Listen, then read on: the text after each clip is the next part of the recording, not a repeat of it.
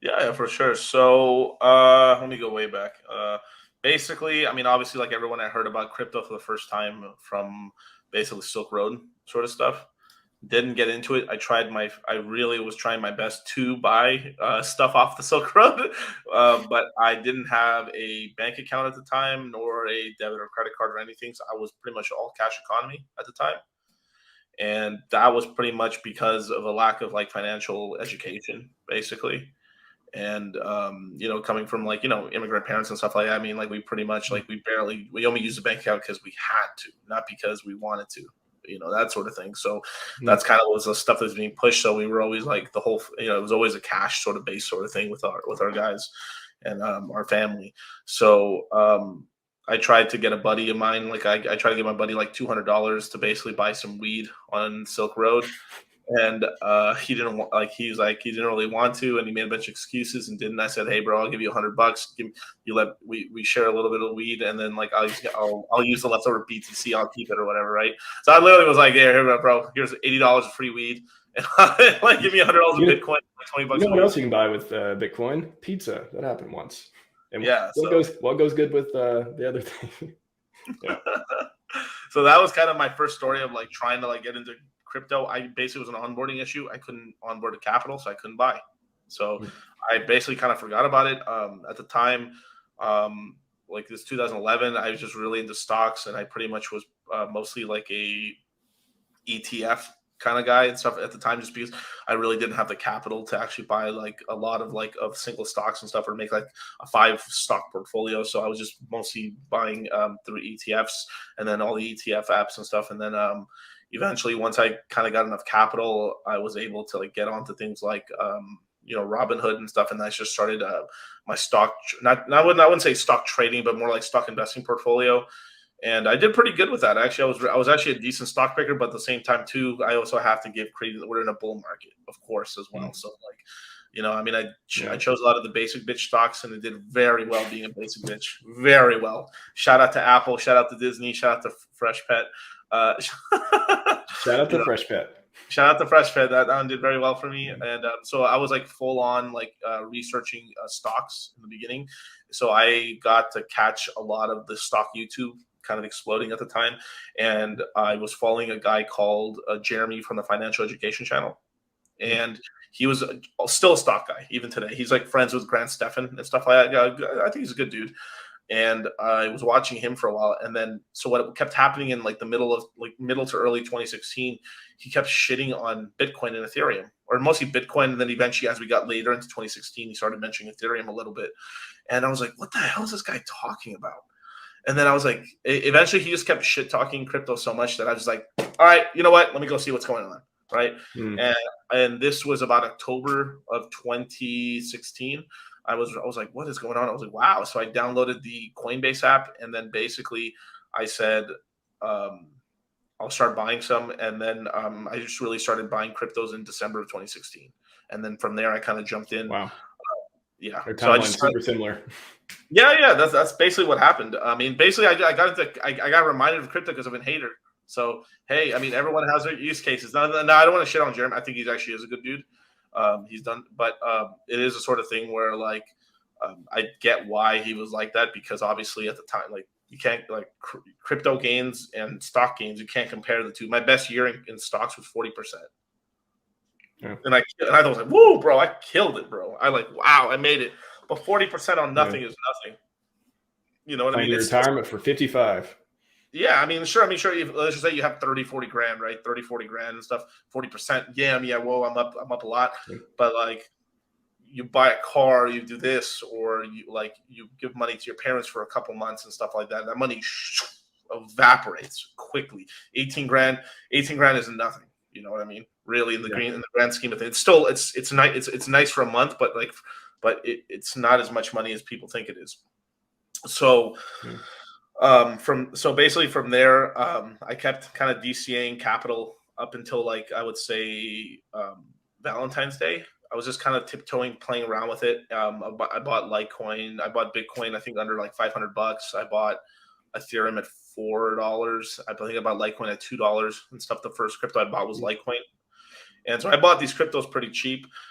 Didn't buy as much Ethereum as I should have, honestly, because you got to imagine at the time, like Ethereum is like some like even it's even crazier than Hex. It's like in terms of like what the hell is this thing, you know?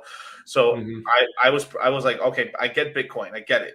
Basically, if I own a Bitcoin, one day I'll have slaves of my own, and then everyone else, because they don't have Bitcoin, since I'm one of the glorious 21 million people on this planet who will have wealth on this planet.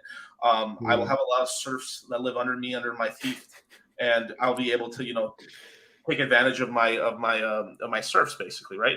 And that's kind of always been like the you know, the Bitcoin sort of way, where like if you don't get one, you're basically a poor plet for life, basically, right? So I got that, but then I was like, Litecoin. So you're saying like there's 4 times the supply, and then one day maybe one of these Litecoins might be worth like 4 Litecoins will equal 1 Bitcoin. Holy crap. That means if I buy a bunch of them right now, I'll have this many Bitcoin. I mean, I'll own this much slaves. Wow. Gold and silver, bro. Gold and silver, right? Gold and silver, bro. Yeah, that's and I'm being joking around, because I mean, this is legitimately, I heard this video in like, this guy, I don't know if he's still making videos, but he used to do these gold and silver videos of 2015, 2016, 2017.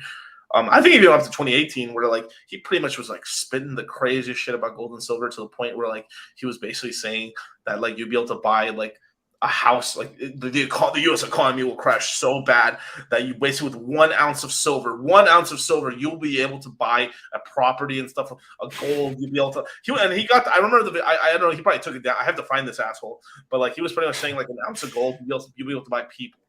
Seriously, like it was like that insane. Like. Wow. And this is kind of like I always, anytime I listen to a lot of I'm not saying the RHMaximalist sort of thing, but like the Maxi sort of, like I'm talking about like one world currency sort of like BTC Maxi sort of stuff. It always, in the goldies, they always remind me of that, where like the end game is basically like I have so much of this that I can basically impose my will onto other people, because I'm such a loser in my real life that like now I have power, you know. And it's really some loser power like mentality shit that like it bugs the fuck out of me. You know what I mean? It's not the healthy way of thinking, I don't think. No, it's not. So I mean, so basically, I just kept investing, and then what happened was then Bitcoin and Ethereum and Litecoin just started going like that, and I was like, yo, I found it. Holy crap. So then from there, I completely stopped dollar cost averaging into stocks, and completely all my because I was still afraid, like even with the gains, I'm like, man, maybe these gains will, like, crypto will crash. Fuck. So I left my stock portfolio there.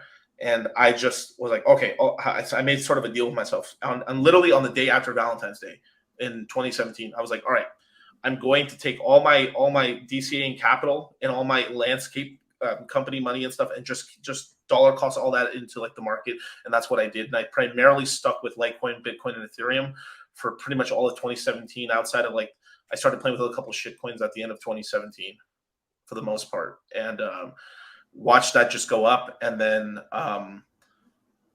pretty much topped out, and then watched it go down in 2018, basically. And what kind of saved my ass was actually because I didn't touch the stock portfolio. So I did make a lot of X's, and what kind of saved me a little bit was I had that I worked my whole life in order to kind of build up with that stock portfolio. So I had those stocks there in order to DCA from late 2018 all the way to 2020. I pretty much ran through my stock portfolio at end of 2019, and I pretty much DCA'd completely into Bitcoin, Litecoin, and Ethereum. I was able to catch the lows on Bitcoin and Ethereum and Litecoin, and was able to then then take parlay and take that money into BTC, and then eventually buy a ton of Ethereum because of Richard. And then used a certain amount. I probably use more than half of my portfolio, stocks everything into Hex, and then from there, like started YouTubing and stuff like everybody else. And that's kind of like the beginning part up until I get into Hex, pretty much. Yeah. So Richard used to hate Ethereum. He used to talk about how horrible the attack surface was and all that. So how did Richard get you into Ethereum? Curious. No, well, it's more like, so because I always had that slant, since my name at the time was Litecoin Moses, right? So before dollar cost crypto, it was Litecoin Moses, right? But so yeah, Litecoin Moses. There you go. I wonder what that meant, and I was like, oh, it makes sense now. Okay. Yeah, I mean, I had a ton of names back in the day. Like my first name in crypto technically was Dogecoin Muhammad. I see a pattern here. Oh yeah, it's biblical for sure. Like so, it was like it was Dogecoin Muhammad, then Litecoin Moses. Then it's the same thing. Like anytime you get into a coin, and you make it like you start seeing these crazy gains. You're like, holy crap! Then you change your name. You get really maximalist in that community, and then from there, I had all these other names as well. And then I eventually my my my podcast. So I made a podcast early on. I think in 2018, what it was called, like the Crypto Gamble podcast. It doesn't exist anymore. It's got deleted. But Crypto Gamble podcast, I made a couple episodes, and then eventually I decided to make a new podcast called Dollar Cost Crypto. And the podcast was called Dollar Cost Crypto because I was like, I was a huge advocate of DCA basically. So I was like, how can I can't make dollar cost average, but what about dollar cost crypto? I think that was cool. And then I had buddies of mine at the time, Charlie and John and stuff like that from Modern Life Dating from back in the day, where like they were telling me, well, Litecoin Moses sort of like, kind of like if you're going to talk broadly about cryptos and stuff, it's kind of limits you of exposure and stuff like that. And at the time, because of the market, everyone was really mean to each other, especially during the bear market, because it's like, F these Litecoin people, and I was in Hex already for a long time already. So I decided, you know what, I'll just go dollar cost crypto. And because I was trying to figure out ways to kind of onboard people into Hex and the whole cryptocurrency community. So I was like, let me choose a name where it's a little bit like I can basically kind of blend into any group very easily. Well, so you think the next one's going to be like PulseChain Reformation or next couple of years? Or do you feel like you know what? It's also your fault that every time I see DCC, I think of DCA. And when I try to tap DCA, I sometimes tap DCC because I'm thinking of you in the back of my mind too. So you got some mind share with this name as well, I'll say. Yeah, man. So, then from there. By the way, in the chat real quick, everyone put out what you think is his name. If Miguel ever changes his name from DCC, what do you think it should be?